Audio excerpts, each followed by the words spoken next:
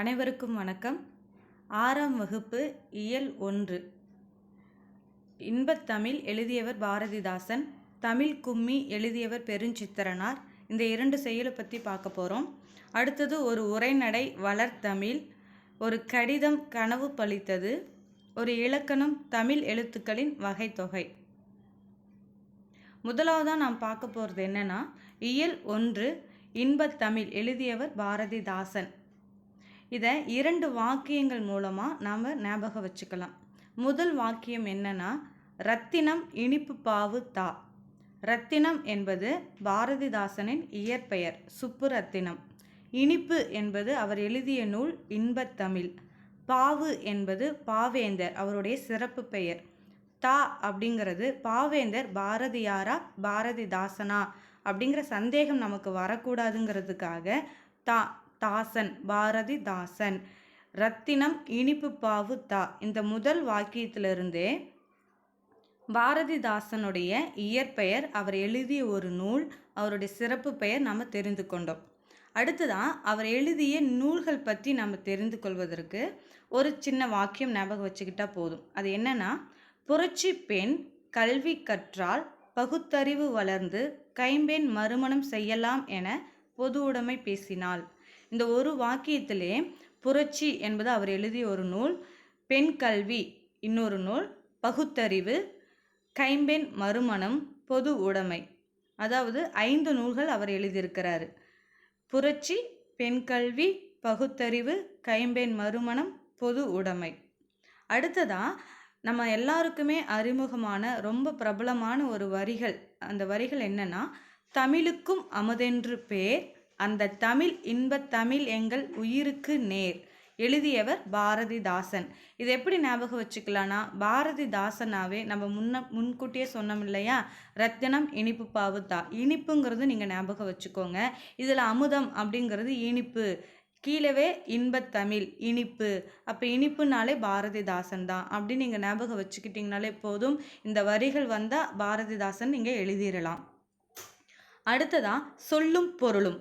இதை எப்படி நம்ம படிக்கலாம்னா, முதலாவது நிருமித்த, உருவாக்கிய, நிரு உரு அப்படின்னு நீங்கள் ஞாபகம் வச்சுக்கலாம். சமூகம், சமூகம்னாலே ஒரு குழு, மக்கள் நிறைந்த ஒரு குழு, அதான் மக்கள் குழு. விளைவு, விளைச்சல், விளை அப்படின்னு ஞாபகம் வச்சுக்கோங்க. அசதி, அசதினாலே சோர்வாய் இருக்கும். சொல்லும் பொருளும், நிருமித்த, உருவாக்கிய, சமூகம், மக்கள் குழு, விளைவு, விளைச்சல், அசதி, சோர்வு. இப்போ நம்ம மதிப்பீடை பற்றி பார்க்கலாம். முதலாவது, ஏற்ற தாழ்வற்ற டேஸ் அமைய வேண்டும். பதில் சமூகம். ஏற்ற தாழ்வற்ற சமூகம் அமைய வேண்டும். இரண்டாவது, நாள் முழுவதும் வேலை செய்து களைத்தவருக்கு டேஸாக இருக்கும். பதில் அசதி. நாள் முழுவதும் வேலை செய்து களைத்தவருக்கு அசதியாக இருக்கும். மூன்றாவது, நிலவு கூட்டல் என்று சேர்த்து எழுத கிடைக்கும் சொல் நிலவென்று. ஆப்ஷன் பி நிலவென்று. நான்காவதா, தமிழ் கூட்டல் எங்கள் என்பதனை சேர்த்து எழுத கிடைக்கும் சொல் தமிழ் எங்கள். ஆப்ஷன் பி தமிழ் எங்கள். அமுதென்று என்னும் சொல்லை பிரித்து எழுத கிடைப்பது அமுது கூட்டல் என்று. ஆப்ஷன் பி அமுது கூட்டல் என்று. செம்பயிர் என்னும் சொல்லை பிரித்தெழுத கிடைப்பது செம்மை கூட்டல் பயிர். முதலாவது ஏ ஆப்ஷன், செம்மை கூட்டல் பயிர். அவ்வளோதாங்க, நம்ம இன்பத்தமிழ் பாரதிதாசன் நம்ம படித்து முடிச்சிட்டோம். அடுத்ததாக ரெண்டாவதாக என்னென்னா, தமிழ் கும்மி எழுதியவர் பெருஞ்சித்திரனார். இதுக்கு ஒரு சிறு கதை நீங்கள் ஞாபகம் வச்சுக்கோங்க. இது ஞாபகம் வச்சிங்கனாலே இதை நம்ம படித்து முடிச்சிடலாம். என்னென்னா, கும்மாங்குத்து வாங்கி பெருஞ்சித்திரவதை அனுபவித்த மாணிக்கத்தை பார்க்கவே பாவமாக இருந்துச்சு. தேன்மொழி நிலத்திலே சிட்டா ஓடி போய் 100 ரூபாய் கொடுத்து கொத்து கொத்தா சாறு நிறைந்த கொய்யாக்கனி வாங்கி வந்தா. அதாவது கும்மாங்குத்து, கும்மி அப்படிங்கிறதுக்காக தமிழ் கும்மி அந்த வார்த்தையை நாங்கள் பயன்படுத்தினோம். சில வார்த்தைகள் கேளிக்கையாகவும் வேடிக்கையாகவும் இருந்தாலும் அது கற்பனைக்காகவும் புரிதலுக்காகவும் பயன்படுத்தியிருக்கிறோம். நீங்களும் விளையாட்டாகவும் படிக்கலாம், அதுக்காக இது உருவாக்கியிருக்கும். பெருஞ்சித்திரவதை, அது மூலயமா பெருஞ்சித்திரனார் அப்படிங்கிறது உங்களுக்கு ஞாபகம் வரும். மாணிக்கம் என்பது பெருஞ்சித்திரனாருடைய இயற்பெயர் பாவமாக இருந்துச்சு. பாவம் அப்படிங்கிறது அவருடைய சிறப்பு பெயரை குறிக்கிற பாவலரேறு. அதை ஞாபகத்துக்காக அதை எழுதியிருக்கோம். அடுத்ததாக அவர் எழுதிய இதழ்கள் என்னென்னா தேன்மொழி இல்லை தென்மொழி. உங்களுக்கு ஞாபகத்துக்காக தேன்மொழி நான் சொல்லியிருந்தேன். தென்மொழி, தமிழ் நிலம், தமிழ் சிட்டு, இது மூணுமே அவர் எழுதிய இதழ்கள். அவர் எழுதிய நூல்கள் என்னென்னா நூறாசிரியம், அதுதான் 100, கொத்து கொத்தாக, பாவிய கொத்து, சாறு, கனிச்சாறு, கொய்யாக்கனி, கொய்யாக்கனி. அவர் எழுதிய இதழ்கள் தென்மொழி, தமிழ் நிலம், தமிழ் சிட்டு. அவர் எழுதிய நூல்கள் நூறாசிரியம், பாவிய கொத்து, கனிச்சாறு, கொய்யாக்கனி. அவ்வளோதாங்க. நாம் தமிழ் கும்மி பெருஞ்சித்திரனார் என்பதை நம்ம படித்து முடிச்சிட்டோம். அடுத்ததாக இதில் இருக்கிற சொல்லும் பொருளும். ஆழிப்பெருக்கு, ஆழினாலே கடல்னு நமக்கு தெரியும். ஆழிப்பெருக்கு அப்போ பொருள் என்னன்னா கடல்கோள். இரண்டாவதா மேதினி உலகம். மூன்றாவதா ஊழி. ஊ அப்படின்னு நம்ம நீட்டி சொல்கிறதுனால அப்படி ஞாபகம் வச்சுக்கோங்க. ஊழினா அதுக்கான பொருள் என்னன்னா நீண்டதொரு காலப்பகுதி. உள்ளப்பூட்டு, உள்ளத்தின் அறியாமை. இப்போ இதற்கான மதிப்பீடு நம்ம தெரிந்து கொள்ளலாம். முதலாவது, தாய்மொழியில் படித்தால் டேஸ் அடையலாம், மேன்மை. தாய்மொழியில் படித்தால் மேன்மை அடையலாம். இரண்டாவதா, தகவல் தொடர்பு முன்னேற்றத்தால் மேதினி சுருங்கிவிட்டது. பதில் என்னன்னா மேதினி.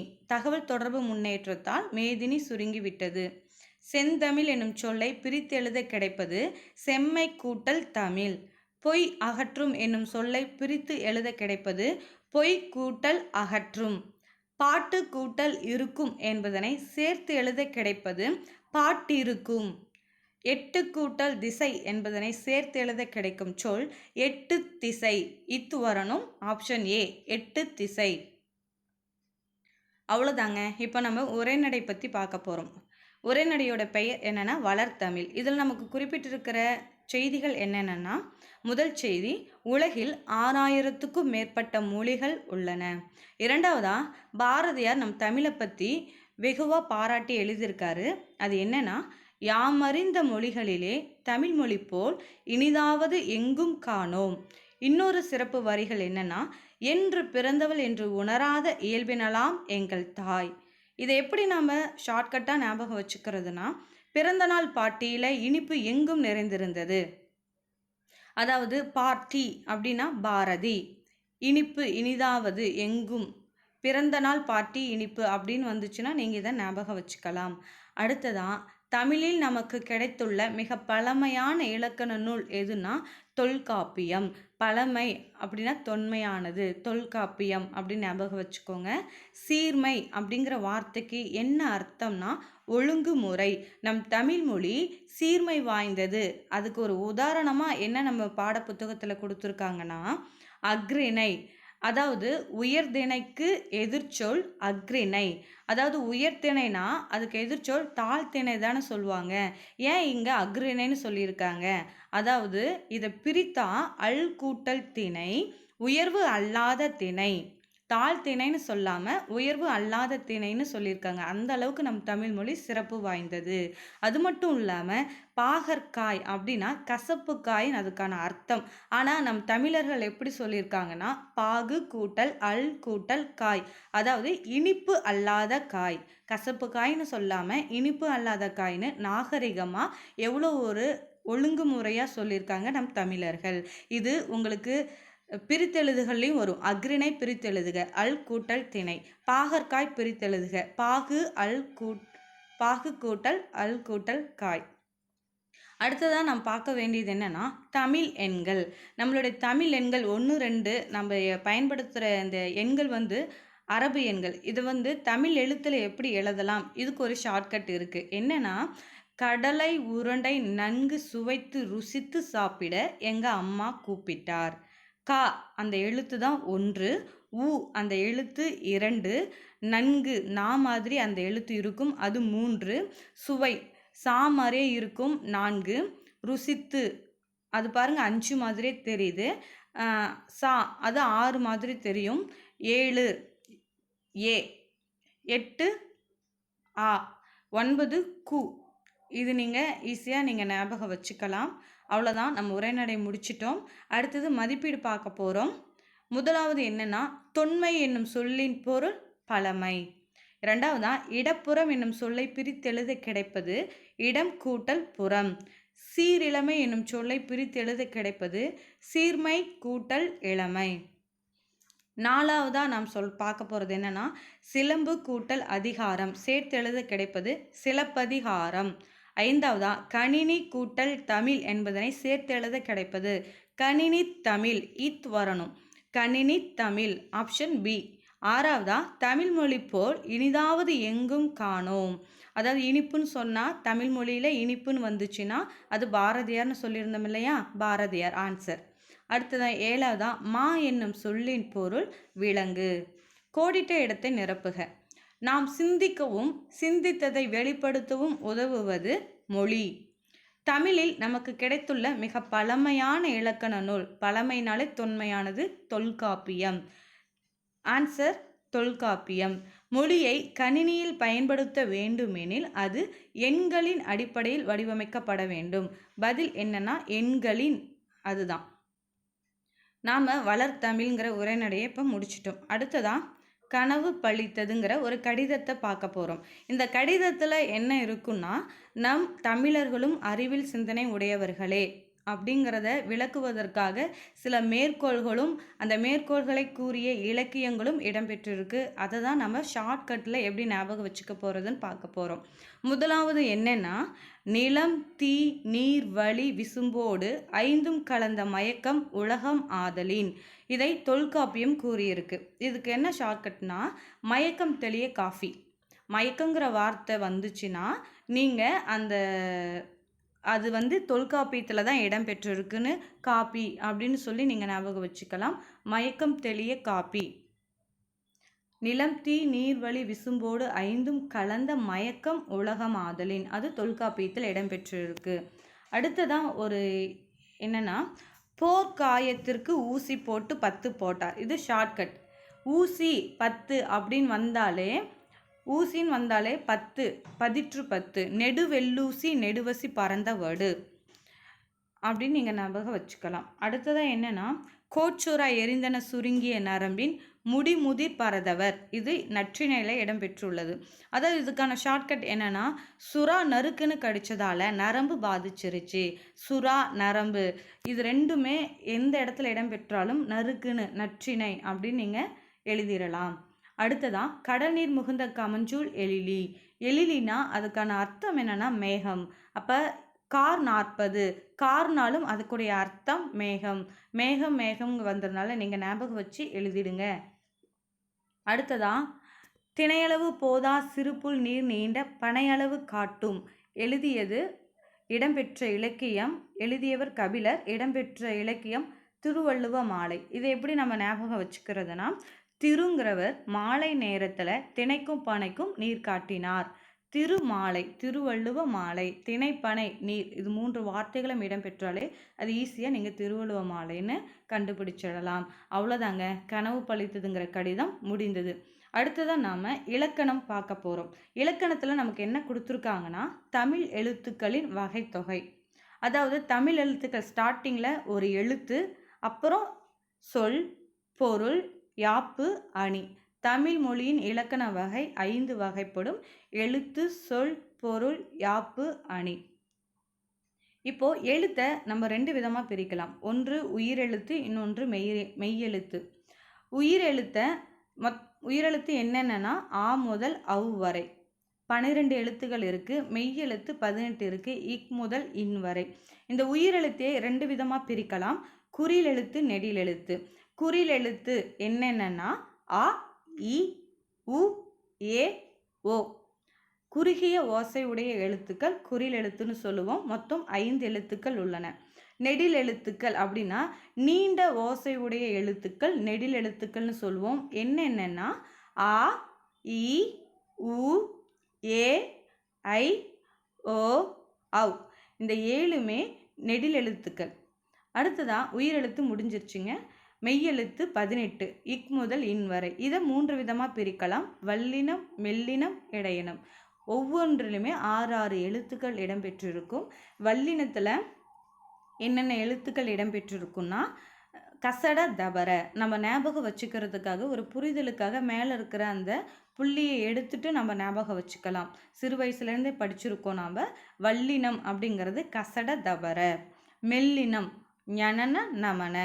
இடையினம் எரள வளல. அடுத்ததா நாம் மாத்திரை பற்றி பார்க்க போகிறோம். மாத்திரைங்கிறது எழுத்துக்கள் ஒலிக்கும் கால அளவு தான் மாத்திரைன்னு சொல்லுவோம். இதில் குறில் எழுத்து நம்ம பார்த்தோம் இல்லையா, மொத்தம் எத்தனை எழுத்து பார்த்தோம்? 5 எழுத்துக்கள் பார்த்தோம். அதே மாதிரி நெடில் எழுத்துக்கள் 7 எழுத்துக்கள் பார்த்தோம். இது உயிரெழுத்துக்களில் தான் நான் சொல்கிறேன். மெய்யெழுத்துக்களில் இக் முதல் இன் வரைன்னு நம்ம பார்த்தோம் 18 எழுத்துக்கள். இப்போ உங்களுக்கே தெரியும், நான் ஒரு எடுத்துக்காட்டு சொல்கிறேன் பாருங்கள். குறில் எழுத்துக்கு 1 மாத்திரை, நெடில் எழுத்துக்கு 2 மாத்திரை, மெய்யெழுத்துக்கு அரை மாத்திரை. குறில் எழுத்துக்கு எடுத்துக்காட்டு ஆ, அடுத்தது கா. இது ரெண்டுமே குறில் எழுத்து தான். நெடில் எழுத்துக்கு எடுத்துக்காட்டு என்ன? ஆ, கா. மெய்யெழுத்துக்கு எடுத்துக்காட்டு இக், அக். அவ்வளோதாங்க. நம்ம இலக்கணத்தில் என்னென்ன பார்த்துருக்கோன்னா, இலக்கணத்தில் 5 வகைப்படும். அடுத்தது எழுத்துனா என்ன, குறில் எழுத்துனா என்ன, நெடில் எழுத்துனா என்ன, மெய்யெழுத்துனா என்ன, மாத்திரையின் அளவு என்ன, அவ்வளோதான் நம்ம படித்தோம். அவ்வளோதான் இந்த பாடப்பகுதி முடிஞ்சுது. அடுத்ததாக பாருங்கள், பிற மொழி கலப்பின்றி பேசுக. அதில் முதல் வார்த்தை எங்கள் ஸ்கூலில் சுற்றுலா கூட்டிகிட்டு போகிறாங்க. இதில் இடம்பெற்றுள்ள பிற மொழி என்னென்னா ஸ்கூல். ஸ்கூலுக்கு தமிழ் மொழி என்னென்னா பள்ளி. கூட்டிட்டு போகிறாங்க, அது வந்து தமிழில் முறைப்படி நம்ம எழுதுவோம்னா அழைத்து கொண்டு செல்கிறார்கள் அப்படின்னு நம்ம சொல்லுவோம். ரெண்டாவது என்னன்னா பெற்றோரிடம் பர்மிஷன் லெட்டர் வாங்கி வர சொன்னாங்க. இதில் பிறமொழி எழுத்து என்னன்னா பர்மிஷன் லெட்டர். இதுக்கு தமிழ் மொழி என்னன்னா அனுமதி கடிதம். பெற்றோரிடம் அனுமதி கடிதம் வாங்கி வர சொன்னாங்க. அவ்வளோதாங்க, நம்ம இலக்கணம் பார்த்து முடிச்சிட்டோம். கலைச்சொல் அறிவோம்.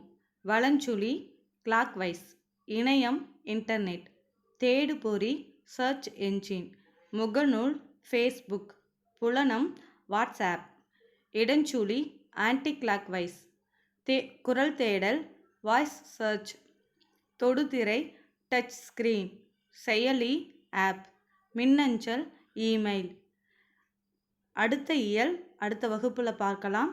நன்றி, வணக்கம்.